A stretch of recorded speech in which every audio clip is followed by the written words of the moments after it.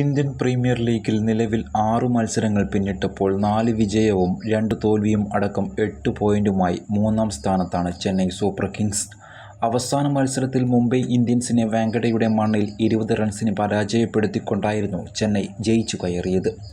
ഇപ്പോഴിതാ ചെന്നൈക്ക് നിരാശ നൽകുന്ന വാർത്തകളാണ് പുറത്തുവരുന്നത്. സൂപ്പർ കിങ്സിൻ്റെ Bangladesh star pacer Mustafizur Rahman May 1 ശേഷമുള്ള ചെന്നൈയുടെ മത്സരങ്ങളിൽ പങ്കെടുക്കില്ല എന്നാണ് അറിയാൻ കഴിയുന്നത്.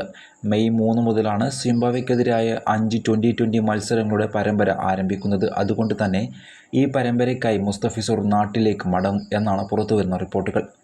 മെയ് 3 മുതൽ മെയ് 12 വരെയാണ് പരമ്പരയിലെ മത്സരങ്ങൾ നടക്കുക. അതുകൊണ്ട് തന്നെ മെയ് 12 ശേഷം താരം ടീമിനൊപ്പം വീണ്ടും ചേരുമോ എന്ന് കണ്ടു തന്നെ അറിയാം.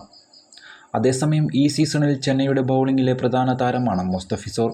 ഈ സീസണിൽ ഇതിനോടകം തന്നെ 10 വിക്കറ്റുകൾ നേടിക്കൊണ്ട് പർപ്പിൾ ക്യാപ്പ് പോരാട്ടത്തിൻ്റെ പട്ടികയിൽ 3-ാം സ്ഥാനത്താണ് ബംഗ്ലാദേശ് സ്റ്റാർ പേസർ.